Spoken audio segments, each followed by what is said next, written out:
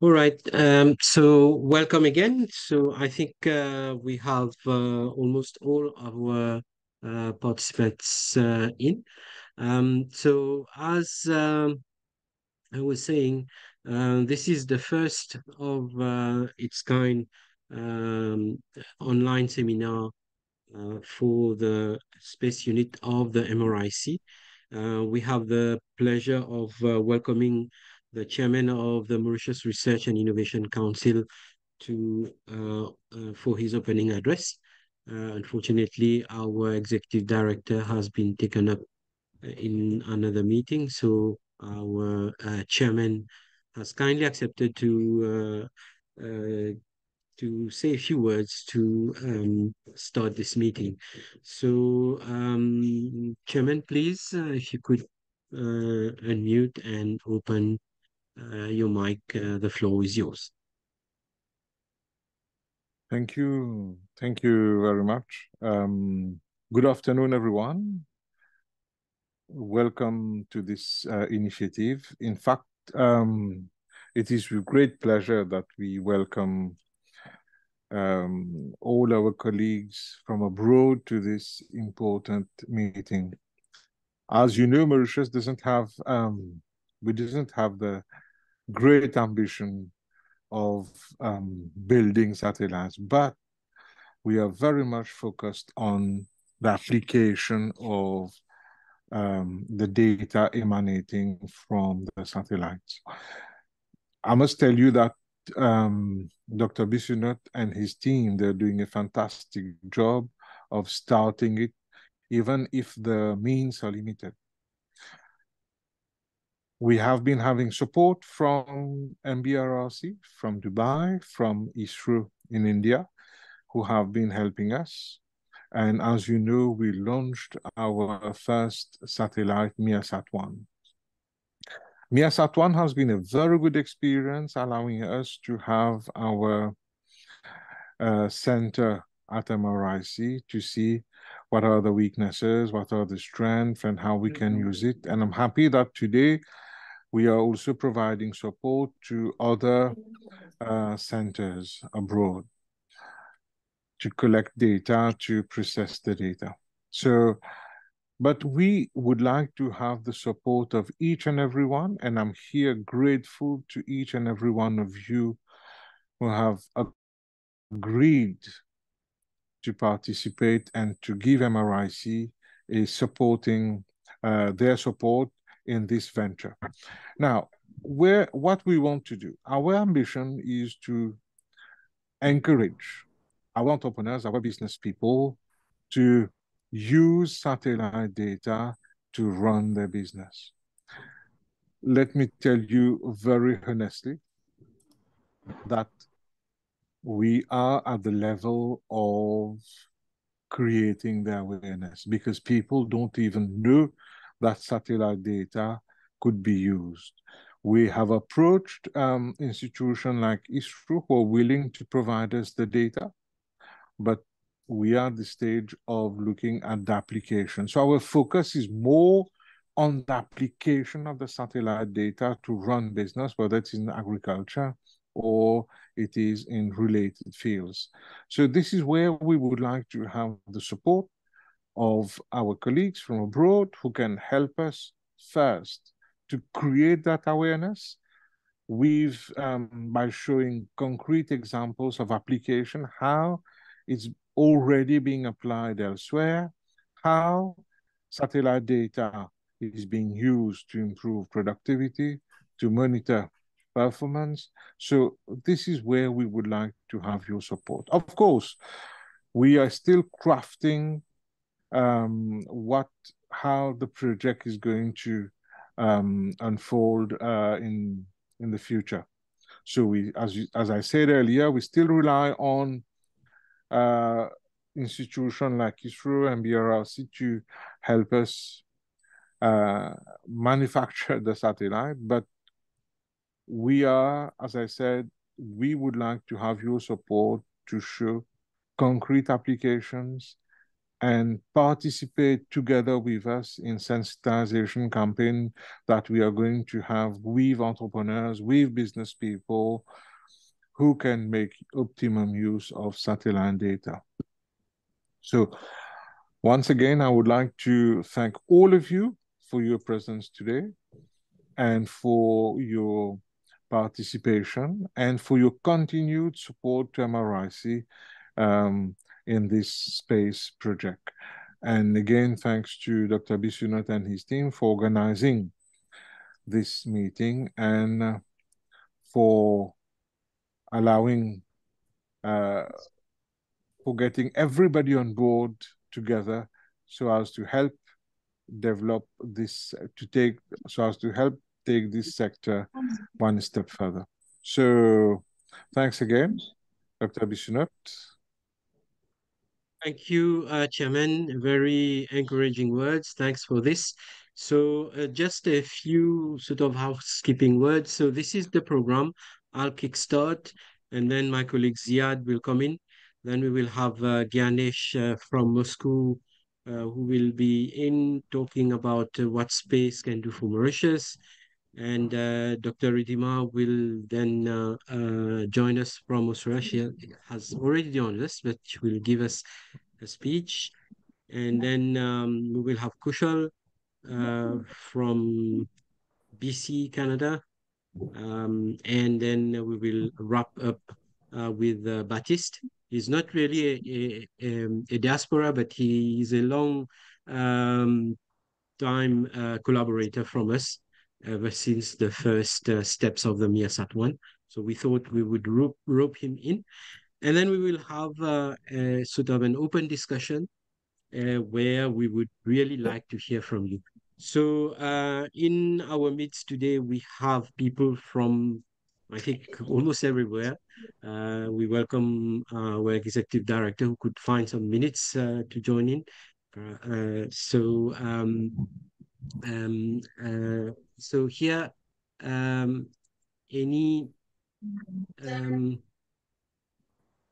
yeah. So Professor says that he presents his apologies. He just have some time in between his two meetings, so he's just saying hello and thank you, Prof.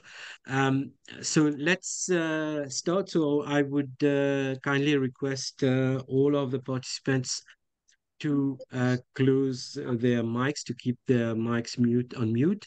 If you have any comments, any questions you would like to ask, please put that in the chat, and my colleague Pawan and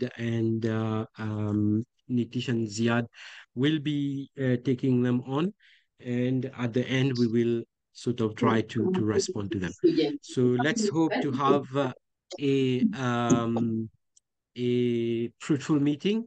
Let me then start with the space unit, how it started, and where we are from here.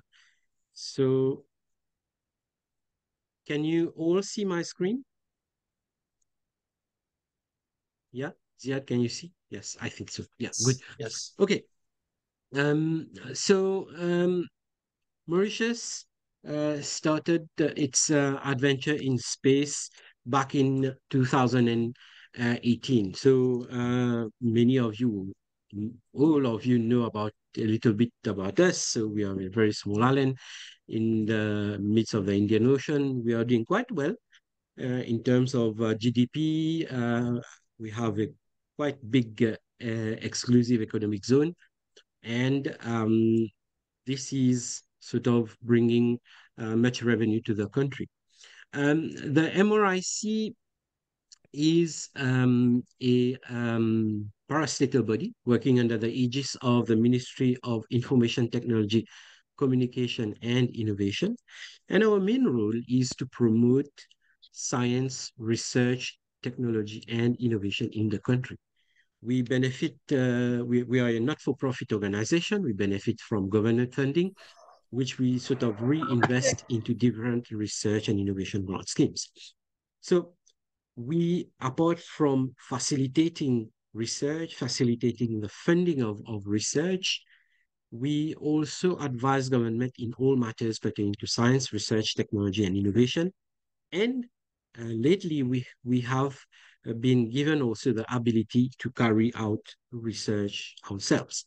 So with these different abilities in the bag, a team of scientists and engineers led by myself, we embarked on a rather I'd say daring journey back in 2018, where we got we participated in the third round KiboCube award. This was a program launched by the UNDP, the United Nations Outer Space Affairs and JAXA, Japan Aerospace Exploration Agency, giving the opportunity of for newly developed country to launch their first initiative in space. So the team got together and yeah. So the slide is moving, right? Yes. Sorry, technical technical issues. Okay. Okay. Yeah, sorry about that. Um, so the MRIC, as I was saying, is a an apex body promoting science, research, technology, and innovation. And we got into space after benefiting from the third round KiboCube award. And this was the first time which Mauritius got the opportunity to even consider sending an object in space. We benefited from the help of colleagues from AAC Clyde in UK, and the first Mauritian satellite called the MIRSAT-1, Mauritius Imagery and Radio Telecommunication Satellite 1, was built. It was a 10 centimeter cube, what we call a 1 unit CubeSat, and it allowed us really to do our first steps in space. So basically, it was meant to build capacity, to sort of test satellite communication from Earth to the satellite and back to Earth. It allowed us to test a payload, which took some pictures, which I will show you in a minute. And also, thanks to this 10 centimeter cube satellite, we were able to DGP it. So radio amateurs pinged the satellite and then got the message in other parts of the country. So with this small 10 centimeter cube project, a whole new world of opportunities came to us. So this is our ground station. I'll let my colleague Ziad go through these technical details later on. My objective is really to walk you through our journey and then sort of guide you to where we stand from here and where we want to go. So Ziad will talk to you. And these are the pictures taken from the payload of MIRSAT-1. We see the west coast of Madagascar here, the Indian Ocean. Here is the first picture on Mauritius. Unfortunately, Mauritius was under the cloud that day, and we could see a good part of Reunion Island. So this is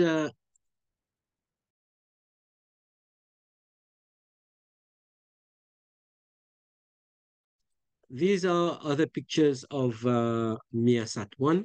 You could see beautiful pictures with the horizon there, etc. Now, as I told you, this was the first time for a small country like Mauritius, which before 2018 never ever thought of even space. we were dealing with our own stuff. And then all of a sudden, we are sort of pulled in space. Now, um, what uh, what this means is quite for those who do not know it, it doesn't mean anything. But for those who realize the opportunities of space, for those who realize what this, for some people, which consider some small step, what this step can do for Mauritius is really huge.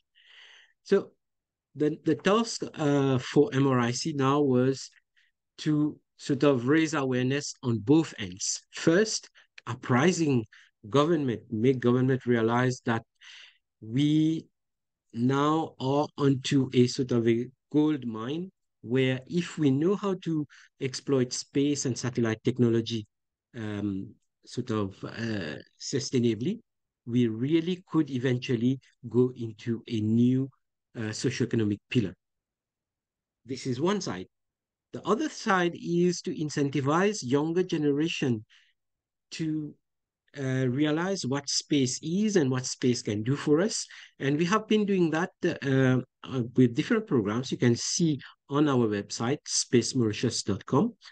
And these are the different initiatives which we got. So we really got full support from the government and from the Prime Minister himself. He was the one who said, go to the Miasat 1, a high-level steering committee chaired by Honorable Minister Balgobin here, who was really the driver of the whole project.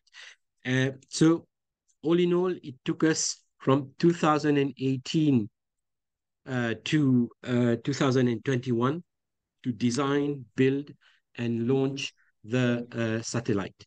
So um, uh, this one part was also to build capacity, to raise awareness amongst children, so secondary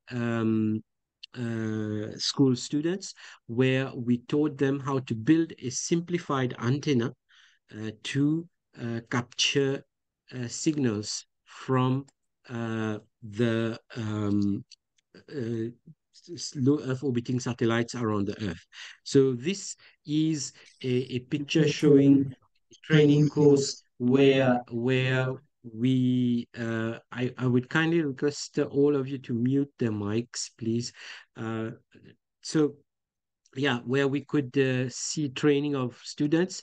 These are some of the pictures taken by the secondary school students. The Mauritius is here, Reunion, and we could see even a cyclone. So really exciting pictures.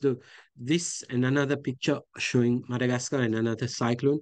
So all these together. So first, we took the challenge to apply to a project who will go in to allow us to go into space. Then we got the award, and now we start to sort of make government realize about the different opportunities which space can do for us. And then eventually we now are starting to move on to sort of explore further what we can do. And in this sense, we solicited our different friend countries. We leveraged on government to facilitate bilateral relationships with friendly countries to push forward this space agenda. And in this sense, we signed a memorandum of understanding with the ISRO, Indian Space Research Organization, through which we are currently tracking one of their satellites using the ground station of the Miasat 1. And by the way, the Miasat 1, I think I forgot to mention, it orbited for 10 months around the Earth before phasing out. So during these 10 months, it allowed us to take some marvelous pictures, which I showed you. And of course, I will be sharing the information, this presentation with all of you. And then, so this MIASAT-1 sort of gave us a whole new perspective on what space can do for us. And we raise awareness in our children, try to make government realize that, yes, there is something that we could do to push this space agenda further. And thanks to the involvement of our ministry, of the government of Mauritius, we approached our friend countries, just like as India. We signed an MOU with them where we are tracking one of their satellites. We also signed a framework agreement with the Mohammed bin Rashid Space Center, where they agreed to help us pursue our objectives for capacity building, for raising awareness in space, what space can do for us. And we are also currently carrying out a research with the Surrey Space Center, which I will rapidly browse. So this was another event which we organized back in May 2023, where we had a live conversation with the Emirati astronaut, Dr. Al Nayedi, on the ISS. So this event was held in Mauritius. From Mauritius, we could some 300 students in Mauritius, 80 students in Rodrigues, and some 20 college students in Agalega could speak to Sultan. You could see on the top left Sultan with our Mauritian flag proudly floating in space. You need to see the amazement of the students in Mauritius, right picture. And on the bottom two pictures are the students from Rodrigues and Agalega. All of these were online at the same time. This was a beautiful event for those who do not know where we situate. So this is Mauritius in the middle, see the arrow, Rodrigues, and then Agalega all on top left of the picture. So this was a first of its kind for Mauritius. So making these young minds realize what space can do. And I hope that we have been able to incentivize at least a couple of them to become our future space engineers. So as I said, we've got many collaborators during this mission. Our colleagues from JAXA, our colleagues from AAC Clyde Space, who helped us to build the satellite, ISRO, who are sort of exploring potential future collaboration with us, Mohammed bin Rashid Space Center, who has already engaged with us thanks to the first collaboration with a conversation with Sultan, and the University of Surrey. We are currently carrying out a research. I think in the next few slides, I will show you.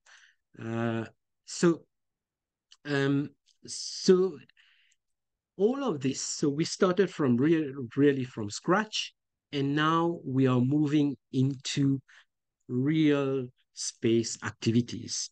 And these are the sort of four pillars, and I will end my presentation here, of where we are heading. So there are four pillars which we would like to further explore. First, developing a space curriculum and incentivizing our universities to try to look into space, how we can do research in space, how we could create new space satellite engineers. Second, international collaboration, where we have started already with Dubai, with ISRO, and we would like to leapfrog on foreign countries' expertise in space. And now, thanks to this current first time symposium, where we have solicited many of our Mauritian expert diaspora, they are living and working happily in well-known universities or space agencies, to see if they could help us to continue our progress. The third one is to look into research and development into space, how we could engage into more R&D that would be beneficial for Mauritius, and eventually try to see if we could get something going. Why not look into new areas of space? For example, Mauritius is a small island developing state, and there are many SIDS around the world. Maybe we could be leading the way on a sort of SIDS for space type of framework, collaborative framework. And last but not the least is to look into space startups. Mauritius has many facilities which government has set in place to encourage the creation, the setting up of innovative startups. So why not look into that? So these are the different collaborative avenues. I think those who are coming after me will be looking into that.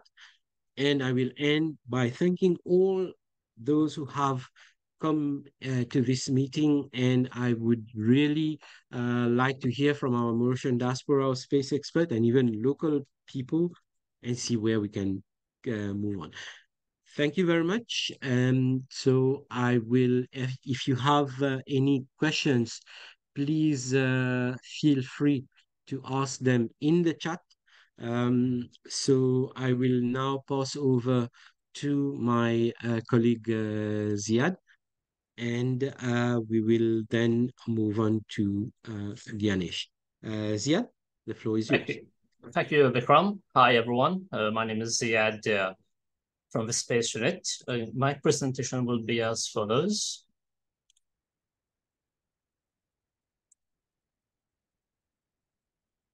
Can you see my screen? Yes, Ziad, we can see.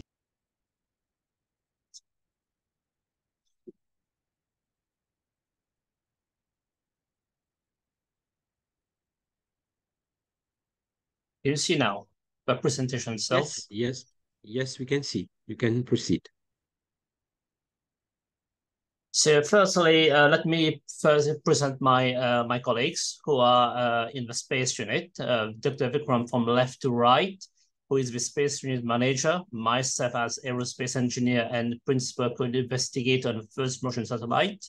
Nitish, Dr. Nitish, a scientist mainly specialized in satellite data, and Mr. Pawan Khan, Mechanical Engineer, specialized structure and satellite data.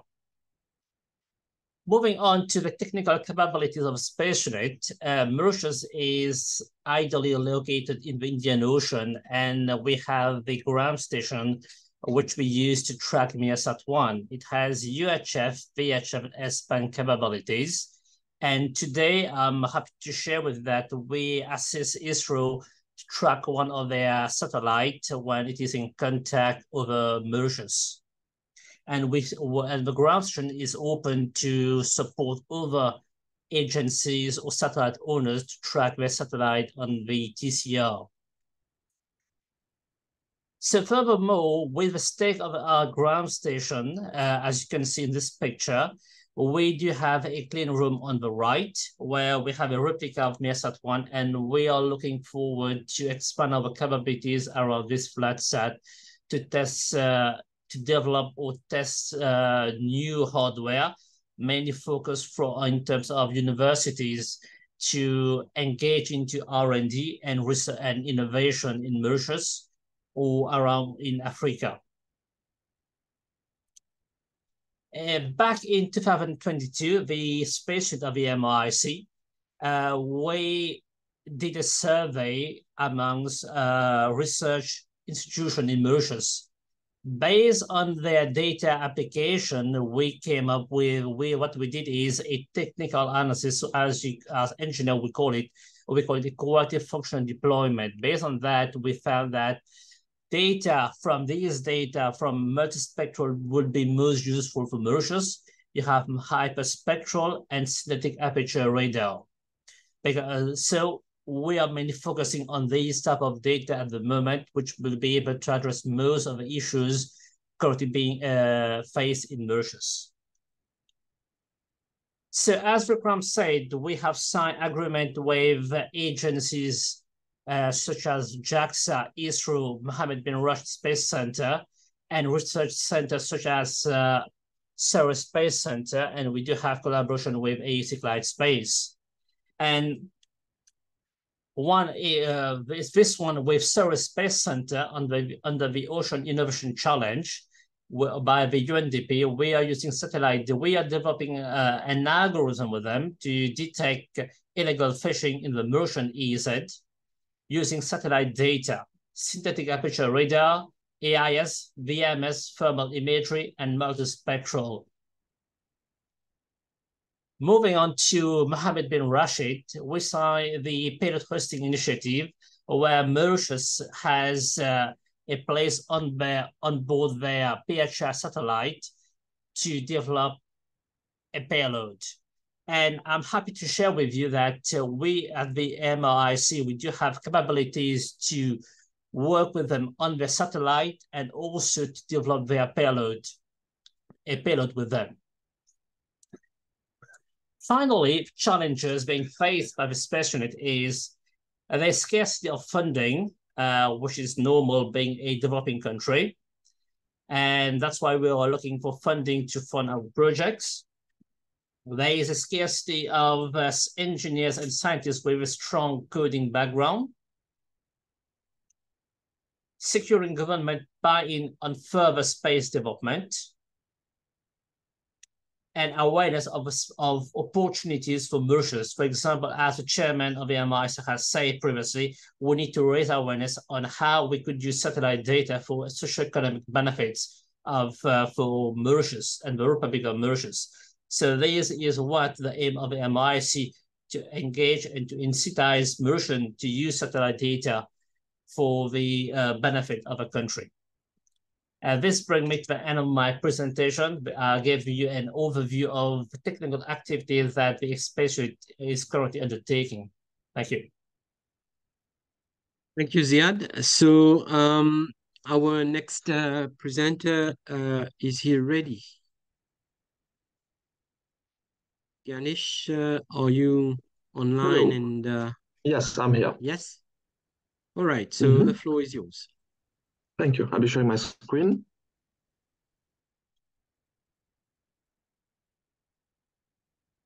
So, is everyone Yes, seeing we my can see your screen? screen. Yeah, we can see. Good. Thank you. Maybe you could put it on presentation mode so that would be easier. It's not in, I think it's already on presentation mode. No? Okay, go ahead. Okay, thank you. So my presentation today, okay, I'll introduce myself. I'm Ganesh. I'm currently at Moscow's Aviation Institute. I'm an aerospace engineer. I'm part of a Russian Society of Engineers. How I got there is actually I won, well, kind of, you might call it a space launching, rocket launching tournament. Like we had to model rockets, and that's how I entered the society. My presentation today will be about Mauritius, of course, and what space can do for Mauritius, and how is it relevant to the community. At first, I always like to show some of the developments, or current developments. Like today, what would be the height of aerospace technology? Would be apex. So I think everyone has heard about the Parker Solar Probe. Like a few days ago, it reached the closest it will ever be to the sun, and it's currently the fastest man-made object in history. But on the other hand, such an object like Parker would actually be really time consuming. In fact, Parker took up over decades of planning and construction before it was launched. And that kind of project would not really be viable for the Republic of Mauritius. What we could do, we could actually use smaller satellites. To clarify, Parker itself weighs about 700 to 800 kilograms. So it actually classifies as a small satellite. But that won't be really feasible in the next few years for Mauritius. Like Ziad, I think before me said, we have funding problems and we need awareness and more specialists in this field. But we should really consider Sorry, Ganesh. Ganesh, are Yes? your slides moving? Because we cannot see it moving here. Maybe You could put You it can't? on presented mode. We are still on the first slide. Oh, wait, let me try that again. I'm going to start from the start again. Yeah, if you put it on presenter mode, should be good. Yeah, it is moving now. The second That's moving? slide we see. Yeah, second So slide actually, I'm on the. yeah, it's I also had this issue. So I think you need to. We are currently on the third slide, introducing So small introducing satellites. small satellites. Good. Yeah. So what I was saying, what Mauritius should really aim at would be nanosatellites. This is just a table I got from the internet, as anyone could see it. And to the right, these are microsatellites. What Mauritius should really consider are nanosatellites. So nanosats and the advantage. So like the one you did, the MERSAT one, I think because I'm in Russia, I think I should really say that the MIR one is actually the Mauritius.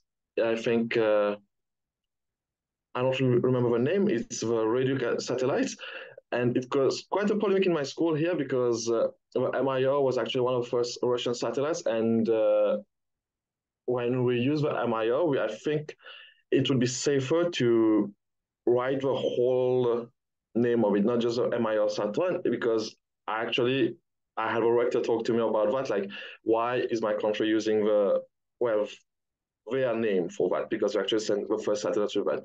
So let's just refer it for now. You can't see you still can't see my presentation? No, we are on the third slide. Maybe you could put it on the presenter mode, Ganesh. Now? Actually, I'm on presenter mode. Number I'm on 3. fourth slide, nanosats and advantages. No, you need to move to the next. We are seeing on our screen introducing small satellites. Now we are nanosats. Yeah. Good. Nanosats. Is it full screen though? Nope.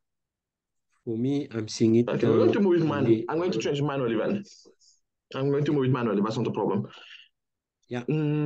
So what actually are nanosats and their advantages? Nanosats are really just small satellites which are recently being built on a platform called the Express platform. These are different new technologies that are being actually included. It might look small and the weight quite well, like about 1 to 10 kilograms, but those CubeSats and nanosats lately have been doing a lot of work. Like recently, there's a project by I think SpaceX that is planning about 40,000 satellites to have global coverage. I don't think we should consider a project of that magnitude for Mauritius, but if we look at the pluses at the points of a nanosat, it actually gives us quite some floor to move. Why nanosats could actually help Mauritius? I think Mauritius actually the republic of when we say Mauritius, I don't mean just the island, but completely the whole republic of it. We have a number of outer islands or smaller islands which we could actually use for testing those satellites. That's really safe. That would answer a lot of safety questions. And when we talk about CubeSats, about nanosats, very often we refer to them as a swarm. Like most of the satellites don't really work well when they're alone. What we could really do, if when we move forward, if that would be possible, would be to make dozens, maybe hundreds, not in the near future, but in the long run, multiple satellites like that to monitor the whole island and a lot of our sub-islands. Like, well, we could go for Rodrigues, Agalega, but it would be safer, I think, to just use over a small island like Il Plat or Ilocef and things like that. Here I put a note that although this might give rise to a number of socio-political debates, because lately in America and here in Russia, we have had a problem that people are not really liking the idea of nanosats and CubeSats because it might cause for security reasons, like let's put it that way, because of security reasons. And when we have a large amount of satellites orbiting the globe and focusing on a specific place, very often we'll find that there's a lack of privacy. So, but that's really something completely different. That's a different debate. That's for politics to decide, not us as scientists. I've completely for the idea of nanosatellites around us. I move to the next slide. Development strategies, sorry. How do those nanosats help Mauritius? For beginning, we can use this for a complete coverage of the island. Mauritius being really small, it wouldn't be that hard to actually have a few satellites orbiting around it and give coverage to absolutely every point at the same speed and everything. Like we never have any trouble having dead zones in Mauritius. Secondly, not that long ago, we had a meeting about the NIRIOS program, about the ocean mapping and all that, how to prevent terrorism and pirates, I think. We could actually use satellites for mapping of ocean. But I think we could also, I don't think it's actually proven, we could use nanosatellites and small satellites orbiting around us over time to map the floor of the ocean. So maybe there might be new minerals, new landscapes that could actually be designed completely to the end of it. Because right now we're at a point in this technology pricing that these satellites are really strong and can be used to even map floors of oceans at, well, distances that previously couldn't be imagined. Next, in Mauritius being an island again, it's really important to monitor climate change, and that again could really be helped by advancing the satellites around Mauritius. And the other three, I think, could be on the long run. It would enhance the transport system because we'd have a perfect GPS. Mauritius being that small, we could actually consider building a system using satellites that could in real time predict accidents and using the internet actually plot routes to any part of it with an extreme accuracy. And also, to finish this part, it would be emergency services. For example, we could monitor forest fires or tsunami alerts using those satellites. Some of this have already been put in place, but a lot of it could actually be developed in the future. Who does it affect? The fisheries industry at first, because again, the NIRIOS program was really interesting when we attended that seminar. It would affect the fisheries industry a lot because of climate change right now. A lot of fish banks are actually moving. So, excuse me. A lot of fish banks are actually moving constantly to new places. Using satellites, we could actually predict their movement and in real time actually find out where the most proliferate banks would be. Next, tourism, not in a way that it would attract more tourists into Mauritius, but actually having satellites could actually help in increasing security, and that would actually attract more tourists at some point. How it's going to help next meteorological services, actually, I think pretty evident. We could monitor the atmosphere around us and all that. And lately, I've found out about educational personnel. Having satellites orbiting Mauritius at all time would actually guarantee having internet resources and all that. And Mauritius being an island and having a variety of climates all year round means that sometimes schools have to be closed because of pouring rain, cyclones, and all that. And having a stable satellite and entourage will actually help to really simplify those systems. And when needed, switch to an online system for a few days or a few weeks and making it completely safe for students and teachers all around the country. I have a few slides to continue. Before me, it was mentioned that Mauritius lacks the necessary competences, the necessary specialists to go forward in this field. But the MRIC, as I said, has made some great steps in this direction, and it might actually even attract foreign people to come and work into Mauritius, or there could be in the long run courses at the University of Mauritius or other universities in Mauritius that would be more directed towards this space sector. So we would really need data analysts, but I think most people with a strong mathematics background could actually go for that job. And lately, there's been a lot of software engineers that are entering the market and all that. So if we take current specialists in their fields and actually teach them how they could be developed in the forefront, there wouldn't be that much of a problem, and actually it would create more openings, job openings for different people in Mauritius. The most important part would be actually training them. And so that would be great. We will need infrastructure development, so maybe new training centers, maybe schools, or at some point maybe different a whole building just for the space sector in Mauritius. I don't know if you already have one or it's still at the MRIC, but maybe a building just for the space sector in Mauritius, that would be really, really welcome, I think. And training services too. We probably need more math teachers or IT teachers at the base level. And if we look at the current space sector, it's mainly dominated in the news by SpaceX. And I agree that they're making a lot of forward steps, but they also have a great marketing department. So I think that if Mauritius is going to be going forward, we would actually need a marketing department, for this field, this sector, and so that would actually give more opportunities for most people, for new students, to try something else. And I'm currently in Moscow, so I think I can't finish this without mentioning international cooperation. How having a strong space program would actually be beneficial on the international level. Like, this are a few points. Like, development in turn attract new foreign investors. There have been words lately that there are, well, I think oil tycoons and mining tycoons who want to set up refineries and all that in Mauritius, because we have a strong economic sector.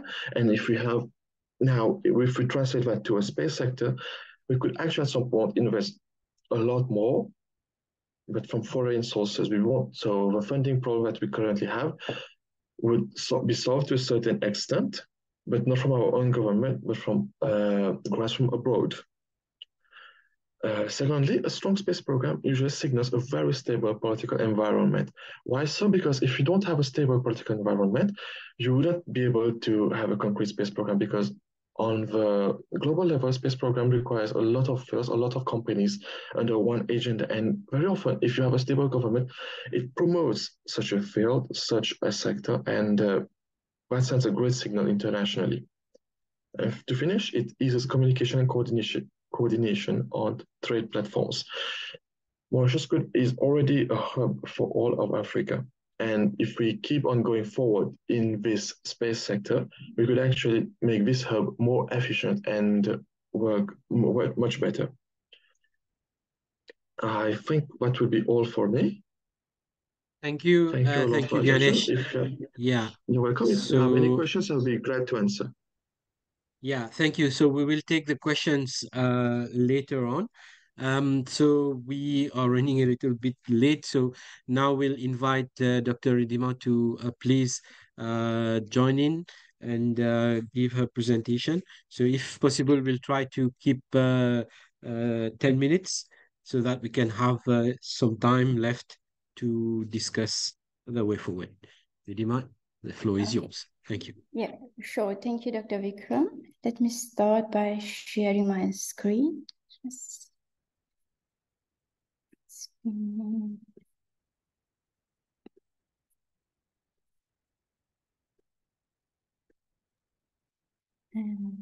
You see my screen?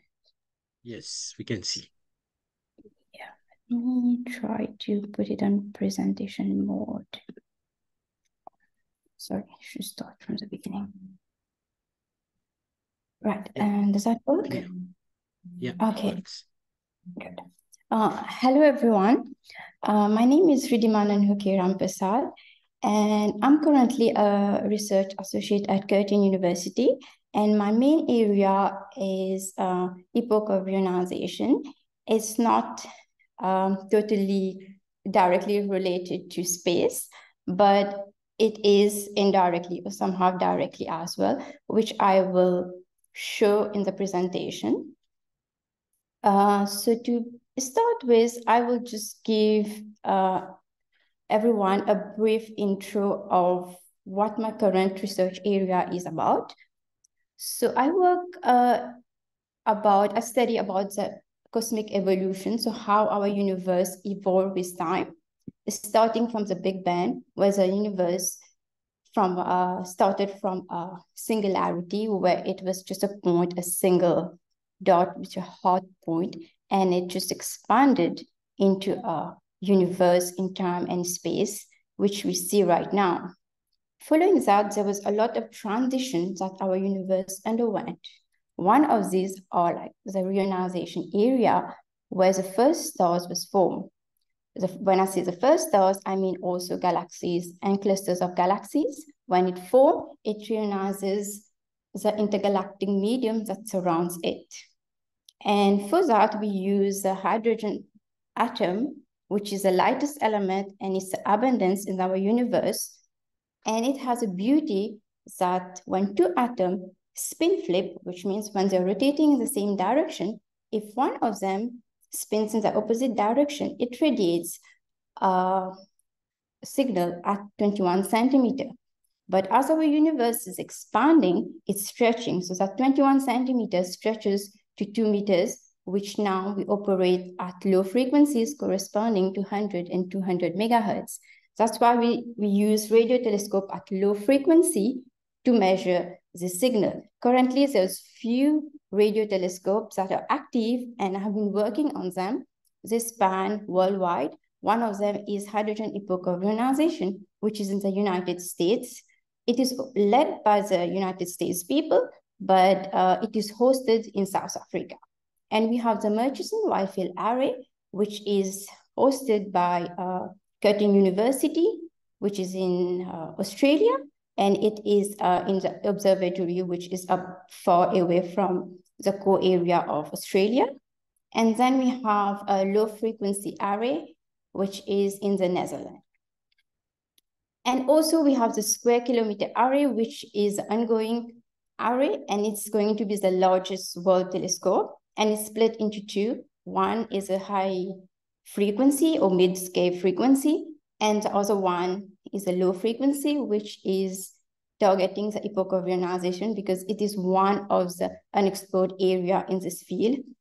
And I should mention that Mauritius was actually, in the original proposal, Mauritius was mentioned to have one of the stations there because of the pristine location that it has. And it has also, so this proposal mentioned Mauritius due to research that has been done using the Mauritius radio telescope, which is found in Brado.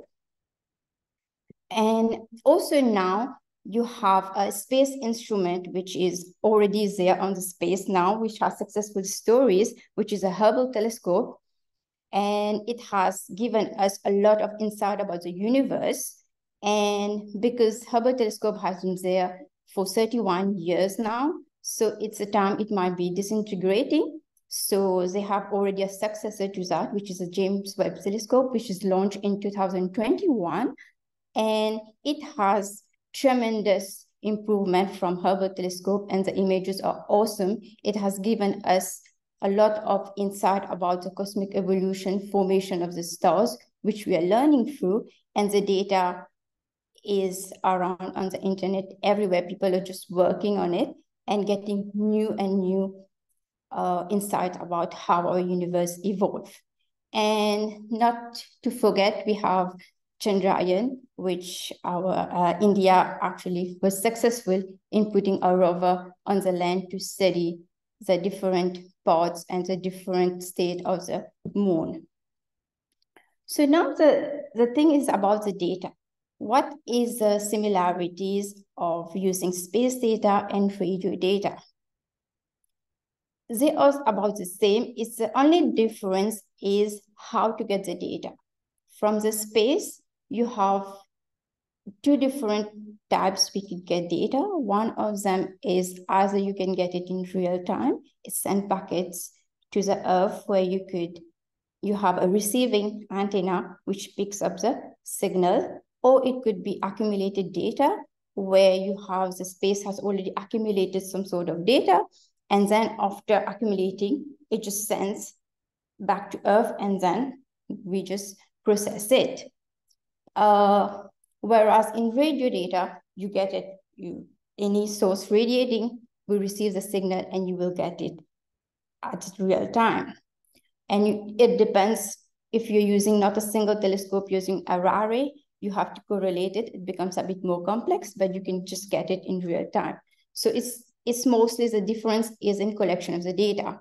Since the data processing is about the same, the only minor difference I would say is about combining the data. Radio data comes in chunks of frequency and time, as well as if you have different antenna, so you have to sort it in terms of baseline, whereas space data doesn't have this complexity. So only complexity that comes with it is a timestamp. If you're working with real data, you might get it at the same time because each data packet is attached with a timestamp. Whereas if you're working with accumulated data, when it's sent it back, it might send it in different order. So we need to sort it according to the timestamp and then combine it into a usable format, which might be FITS, measurement set, or UV FITS. I think space data usually use FITS, but I'm not sure, maybe other as well. And then the data are stored in some cloud storage, which is data archiving. You can just store it so that it's easily accessible to astronomers throughout the world. And also you can use it to follow up with any previous phenomenon or any object you have seen, and after years you want to see what is the difference, or you want to see a path of an object. And then the last step, which is one of the main steps in working with data, is the data analysis, where we infer information from the data to get to know about our objects and get some results out of that. Whatever we want, whatever science we want, or whatever goal we want to achieve, is by using various techniques like light curve, you have spectra, and also images. Now the data also come with challenges. One of the challenges is radio frequency interference. So this is a plot I'm showing here is from an experiment I did when I went to Marion Island, which is an island which is in the sub-Antarctic. This is the result of an investigation I did, where I did the RFI, investigate the RFI environment, where there was people around. It's an inhabited island, but there was a bunch of people staying in a house there, also scientists. We did an RFI, which is a red line here. You can see the huge spike. So the huge spike is a radio transmitter that was there, which was operating at the same frequency. Whereas when we went, we put our radio telescope 100 kilometers away, where it was shielded by 2 hills. You could see the blue curve doesn't show spike. The small spikes are maybe just radiation coming from us because we were present there. And the next challenge comes with missing data. As I say, space data as well, it comes in packets. So the different timestamp, you might have also, like, maybe there was some defects in the system or any other potential reason why it didn't receive the data. So we might not get coherent data. It might be missing. So this poses a problem in data analysis sometimes, depending on algorithm we use. So one of this plot shows an attempt of applying in-painting using machine learning to actually fill in the data. We have other method as well. Depending on the complexity of the data, we could fill in the data. And the other challenge comes with anomaly detection, which is sometimes you have weird structures in the data. So if we don't look at the data, we don't pick out the structures, we might get some weird result if we image it.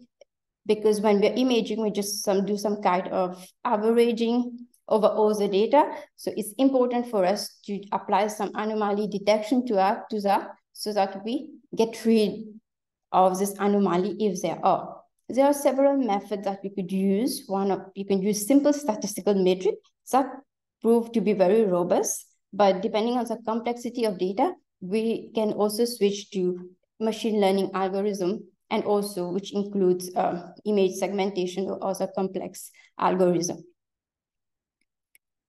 Now for Mauritius, we have, so the space technology, it can benefit a lot because Mauritius, the location where Mauritius is found, it is an island which is surrounded by the ocean. So it's very vulnerable to disasters and climate risk. One of them, which we all know, is tropical cyclone. So weather forecasting is very important if you have precise knowledge, and space technology can help us to improve and to get precise knowledge of our tropical cyclones. And also we have, it will help us to know any like rise in sea levels, which could lead to coastal erosion or coral bleaching, because our seas are very important. This will affect tourism because this is one of the pillars of Mauritius. So keeping our beaches nice is very important to us. And also real-time monitoring is very essential for disaster management because it will help people of Mauritius to actually take the necessary precautions that is needed if we are aware of the disasters or any potential disasters coming. The next field is agriculture.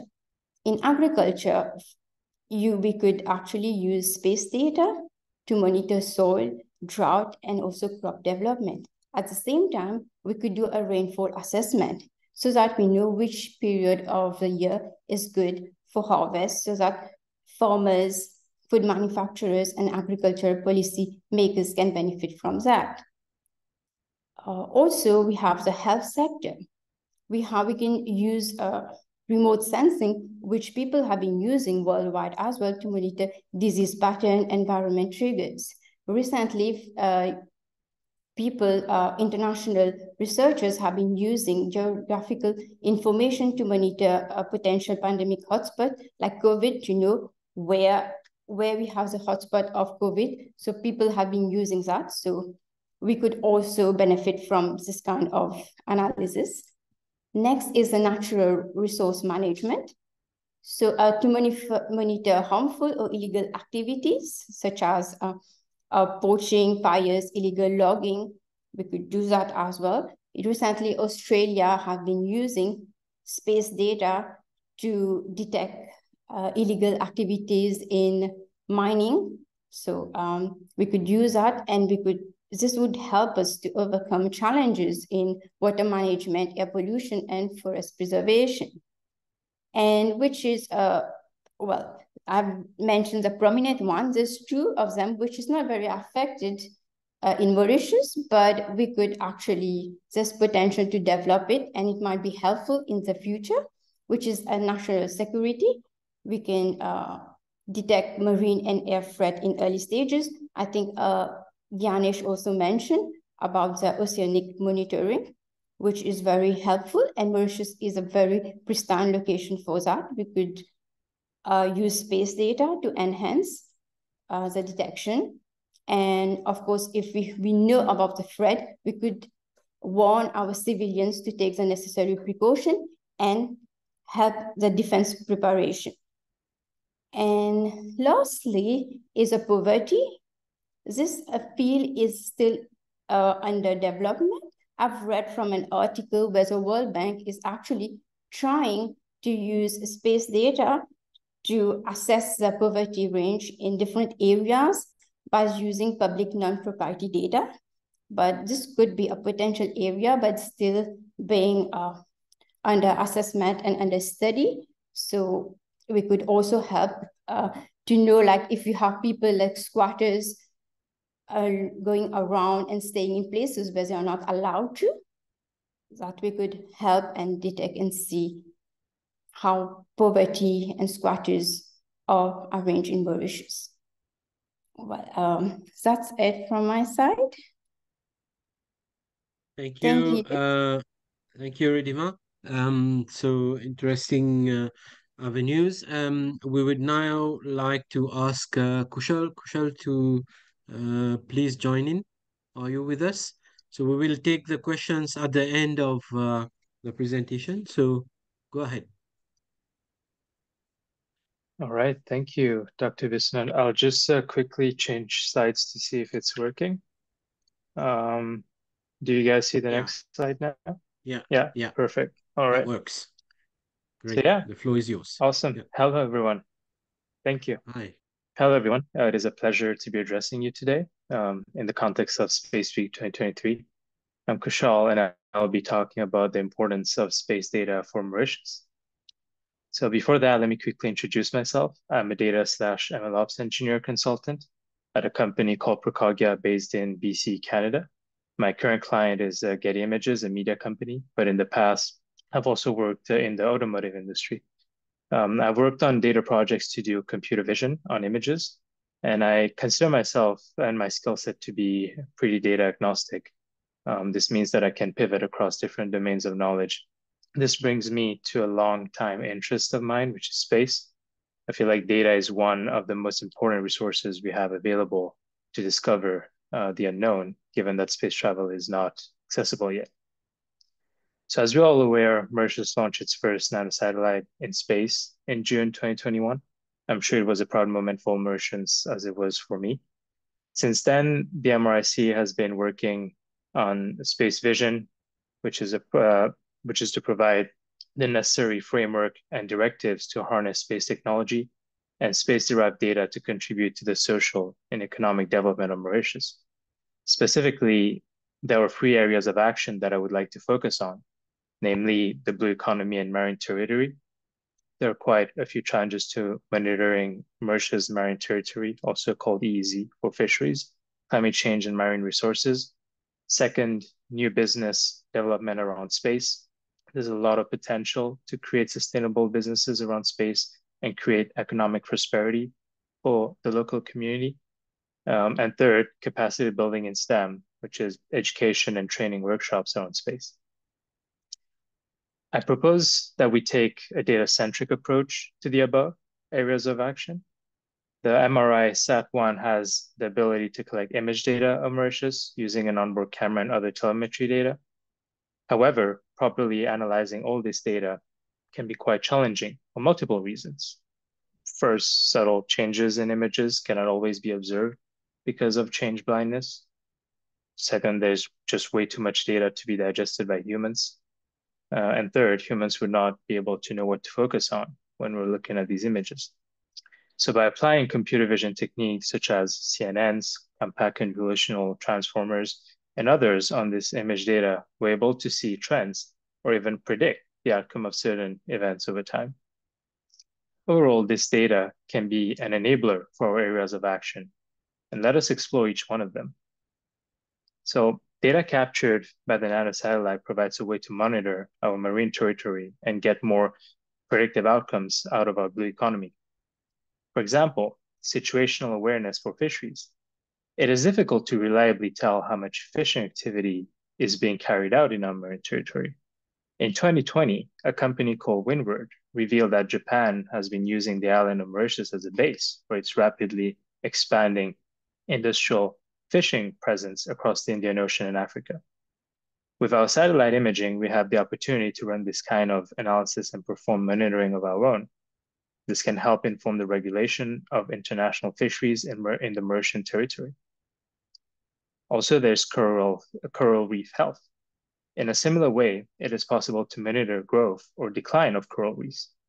Following the Wakasho incident, we already had satellite imaging. If we already had, satellite imaging in place, it could have been possible to track the spread of the oil spill.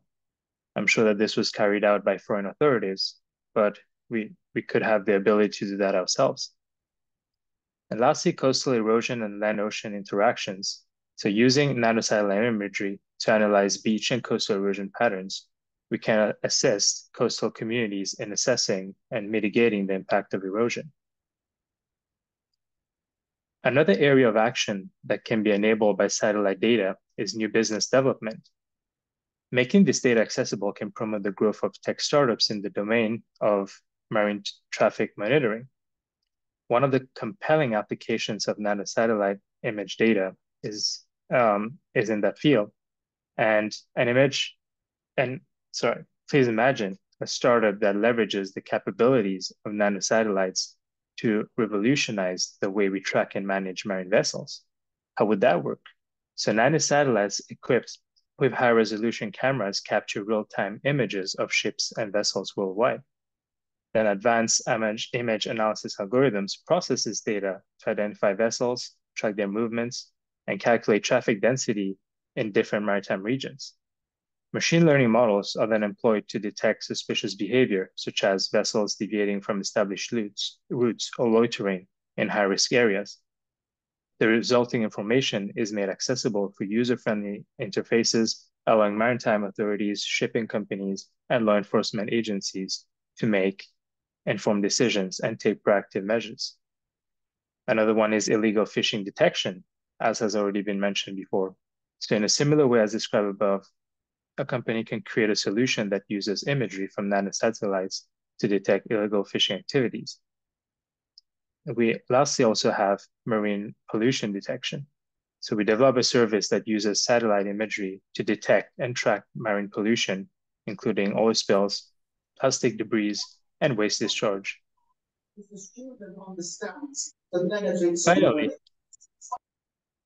Finally, the last area of action is capacity building instead. To achieve this, we could look into providing the following: space analytics workshops, organize workshops and training sessions where students and educators can learn to analyze satellite data. And that way we provide hands-on experience with real data sets to build practical skills in data analysis and interpretation. Or another one is open data platforms. We can create open access platforms where researchers and students can access space data sets for analysis and experimentation. We have to ensure that this data is provided reliably and quickly to end users. This can be achieved by cloud and data lake technologies. We can also look at space data hackathons. This would be an innovation-driven event that empowers aspiring scientists and engineers to leverage space data for real problem solving. Participants from diverse teams gain access to space data and receive mentorship from experts in data analysis and space analytics. They embark on a creative journey, developing solutions that address critical challenges from climate change to disaster preparedness. The hackathons not only foster STEM talent, but also showcase the accessibility of space data and contribute to an innovation ecosystem. So in conclusion, space data represents an immense and often untapped resource that holds the key to unlocking a world of knowledge and discovery. By harnessing the power of satellite technology and data analysis, we have the remarkable opportunity to unearth invaluable insights about our planet, our universe, and ourselves. The exciting news is that the tools and resources required to analyze this data are more accessible than ever before. Today, the doors to space exploration and scientific inquiry are open wider than they've ever been to Mauritius. It is within our reach to cultivate a new generation of scientists, engineers, and innovators who will lead us into a future filled with groundbreaking discoveries and solutions to some of our most pressing challenges. As we're embracing this era of data-driven exploration, let us remember the possibilities are limitless. Together, we can harness the power of space data to drive progress, inspire curiosity, and propel us into a brighter future where the frontiers of knowledge are constantly expanding. So thank you for your kind attention, for being part of this journey. Feel free to reach out to tell me about your thoughts and ideas. Thank you. Thank you, Kushal. Really inspiring. So now we will end this presentation session with Baptiste. Baptiste, if you can wrap up everything, and then we will take on the questions. Sure. Thank you, Vikram. So I'm sharing the screen, but I'd like to share. Let's see if that works. Okay, do you see the full screen presentation? Yes, full screen I can see. If you can move the slides, Yes. that would be better. Yeah, moving. Good. Go. All right. Excellent. So yeah, just a few words about myself. So yes, I'm a long-standing friend of MRIC. I've been working for IAC Cloud Space for nearly 6 years at the time of the MRIC stepping into the space adventure. And So at Space, I was satellite operations manager in the UK. And now I'm a consultant in space project engineering and management. I visited Mauritius in 2017, and that was the start of the journey with them. So now I offer consulting services to the UK companies mainly, and also supporting emerging space nations in their journey. So I know I'm the last one, so I would try to be quick and not to repeat the good content that was already shared. So as I work and advise emerging space nations, this is usually the approach that is taken. So, and that was mentioned, it's all good. So there's outreach, so capability building, usually a CubeSat project because it's cheaper and it's easier to visualize and do things with the hands. There's international scientific collaboration involved to try and do things with the big players. Sometimes there's big partnership and trustworthy technology. So we've seen that, for example, with SSTL and with some African countries or Asian countries, where they would buy a whole program, include training and hand over to the local team. So there's a lot of money involved there. But at the end, the idea is that the local team of engineers is fully trained up and would take over for a sustainable project. So usually that's funded by the defense or the national security needs. And then there's a new trend as well with the commercial space, where nations are trying not to do things on with public money only, but just to spark something, to spark a business dynamic and attract commercial players, so they could develop the tech themselves. There's the limitations of all of that. But obviously, some activities are very time consuming. It's a long-term game, like outreach. You're speaking to students that in a few years, maybe five, six, would be on the job market.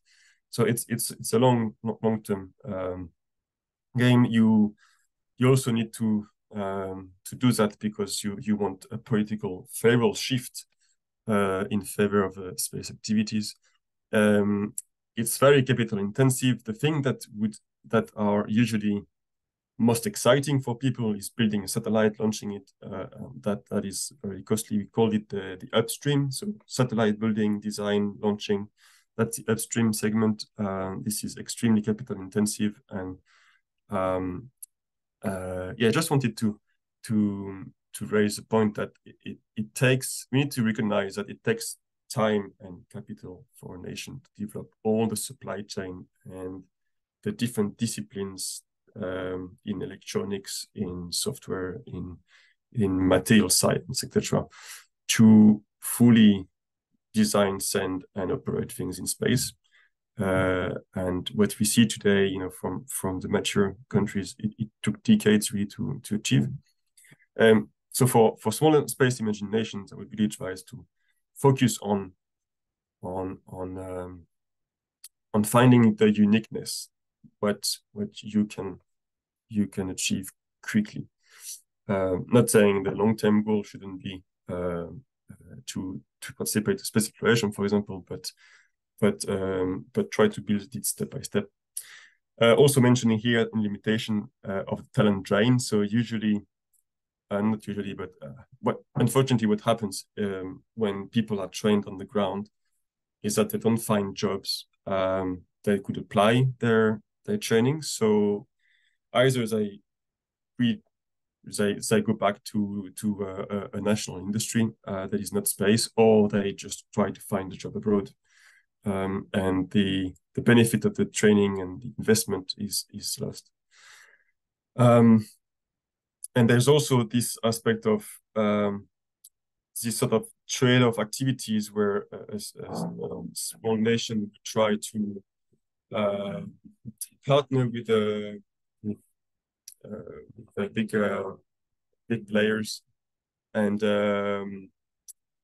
it's difficult to step up because somehow they might feel being used, or they might feel like restrained to, well,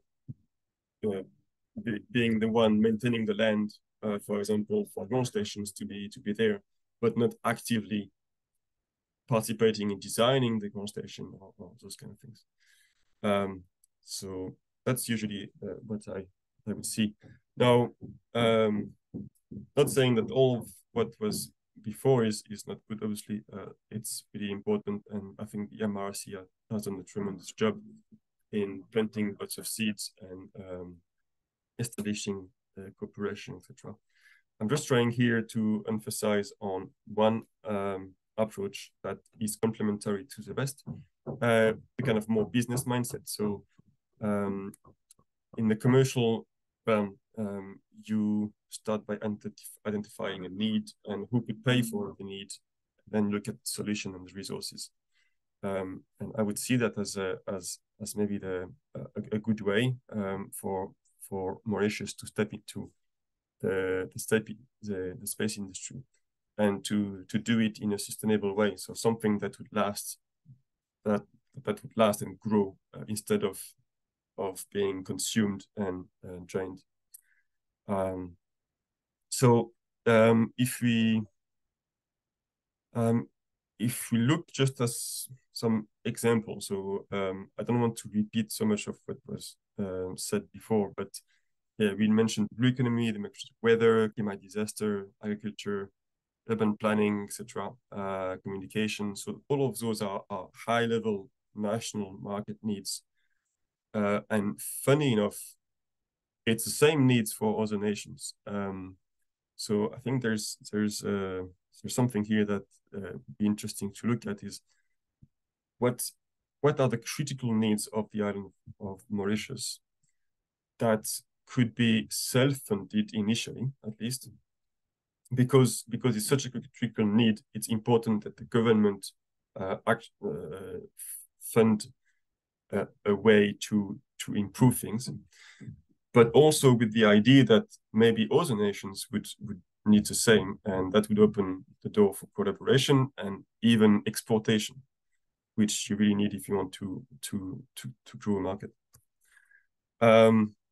When you have identified the need, then you go into looking for the right solution. As it was mentioned, there's remote sensing, there's communication, IoT, but there's also the other industry technological brick, I would call it, machine learning and AI for image processing, software and cloud application, Internet of Things. And what I mentioned by that is a ground-based network. I don't know if I hear the noise, I'm sorry about that. And all the sensor design and deployment on the ground that would be a complementary set of data with what is gathered from space. And then we have the resources. So look at what's in your backyard. So you have a great MRC team doing lots, already some assets that could be used, I would say primarily for the MRC itself to self-fund. Then as a nation, so location was mentioned, at least here a few things, but really it's just, for example, like fiber optics. It's at a critical node between Africa and Asia.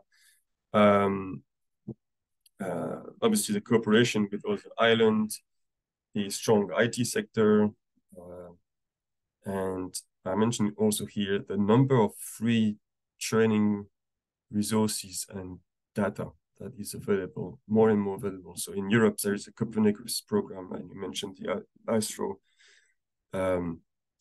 cooperation for images. So that's what you have in your pocket. And then putting all of that together, those are just examples.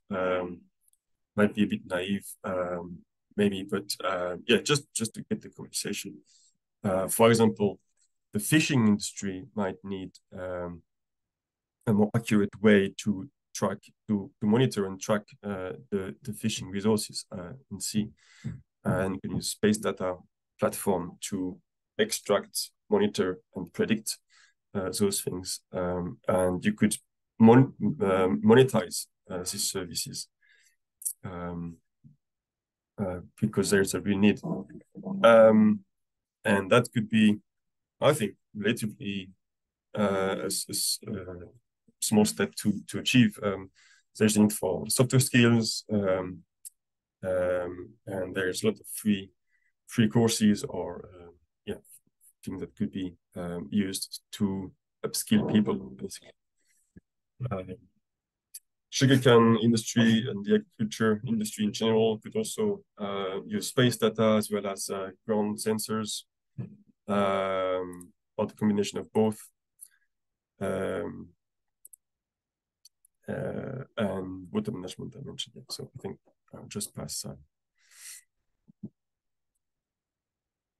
Cool. So just as a way of conclusion, I don't want to leave much more time for discussion, but I see it's important to develop talents and to retain talents. Retaining talents is part of the roadmap. There's no point developing talents if they are going abroad after. So catalyzing businesses is, in my view, really the modern way to retain talent. Startup weekends, software application pitching competition, it was mentioned, hackathon, anything that could spur interest is good. In the UK, there is a number of call for projects with public funding attached to it. That is an interesting way as well to link a national need that the government wants to improve and is ready to pay for with the business community that would be incentivized to go and research and spend time to develop a solution. And maybe that's where the MRC in the middle could just support and catalyze that dynamic, mainly doing facilitating the brickwork, basically, having all the resources placed there. Like, this is how you do things. This is maybe the AI course. This is space data. Those are experts that could help you and guide you on the step to develop a solution, etc. And also, I think it's important not to try to, on one hand, reinvent the wheel. So there's a lot of things going on around the world. So trying to collaborate as much as possible and reuse, even if it means paying for it, but reuse things that are cheap enough for the solution. And try small. So try with existing bricks, and then as you upskill and you take on more things, then you can optimize things and maybe replace a brick that you have paid for by something internally. And then the favorable ecosystem for specification. Yeah, so that may be more at government level, but it's about trying to attract and maybe through incubator, maybe through a favorable tax regime or through a space center in Mauritius that would be focused on a specific vision or specific mission, and try to steer up a dynamic which would involve experienced companies in Europe or America to come over and develop or use and upskill the local people so they can participate and contribute. That's me. Hope it was quick. All right. Thank you very much, Baptiste, for sort of wrapping up and put us more in context. Now I would like to open the floor for any comments, questions, and discussions. The objective here, we've seen the different abilities, capabilities of our diaspora. We would like to start something. So please anyone who would like to intervene? Those who were not, I think, do we have someone raising your hand, or please unmute and present yourself, and you can talk. So what is really interesting about what we just said, Baptiste? For example, the hackathons. Could you to sort of kickstart the discussion? Could you brush up a very rapid scenario of how we could embark on it? And in the meantime, I'd like to invite all those to think of their questions and then to please intervene. Yeah, Go so ahead, it takes some time and effort to set up a hackathon, because you need to have all the bricks ready, because there is not much time for people to understand everything, and they are not professional in the field. So there are some companies that already does space hackathons. One of them is Lean Space, so they've done that as part of the ISE, or aside the ISE. So maybe an easy first step would be to link up with some of those companies and see if they could maybe derive slightly modified version of their hackathon. So it would be less effort for everyone, and then run that in your country. Ideally, you also want something that is directly linked to one of your critical needs identified for the island of Mauritius. So if you can link the two of them together, then it could be a great event. It's likely that those companies would probably want to be paid for it, but I think it would be worth it, and there are probably ways to try to minimize the cost by reusing some of materials and what they have done. But yeah, always link that to the real need on the ground, because the government would not be interested unless it replies to a need. So if you can show the link to the general benefit for the population, as well as showing, well, this is how we would steer up the heat regarding business, yeah, it could work. I guess Kushal may have other ideas, because he mentioned that as well. Okay. Anybody who would like to intervene?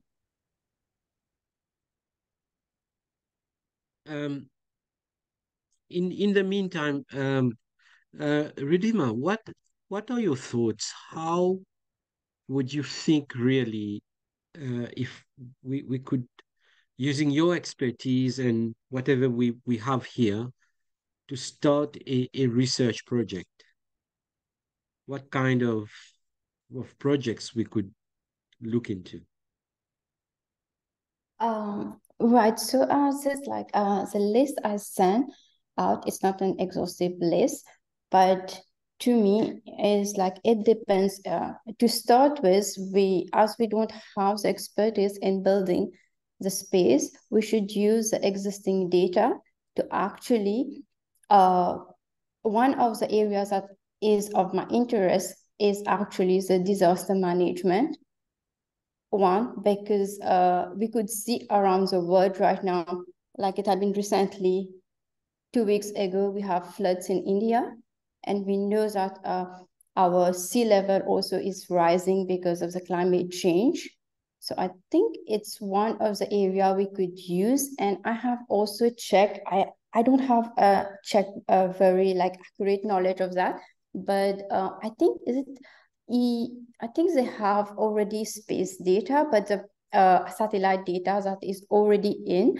But to be able to access that, we actually need to send out a proposal to get access of the data, being like, what are the goals we want to achieve? What are the specific data we want to?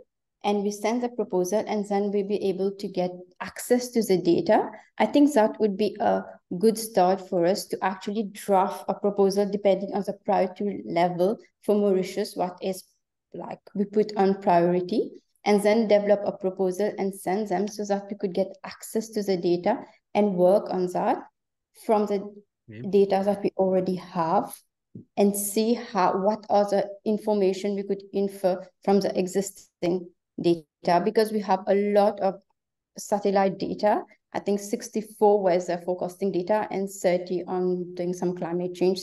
I don't have the specific stats, but we already have it on space that we could start off. According to me, that would be a good start before we go deep into developing our own satellite.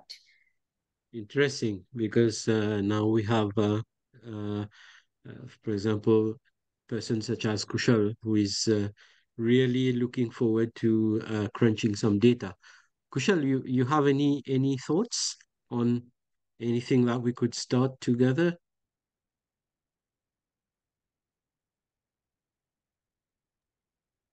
Yes, absolutely. I think there's just so many avenues. I think I'm not exactly sure how high resolution the image we have so far are, but I think a lot of computer vision tasks, even ReadyMac referred to some image segmentation tasks and such could be done for different object detection, because we'll need a lot of data to be able to train algorithms to understand what fishery boats look like and stuff like that, so that it can detect things like that, and probably the boats look very different depending on different nations and all of that. So I definitely think that, well, I'm a bit biased, of course, but the image data seems to be the thing I find really interesting. Great. Any other people from the diaspora would like to intervene?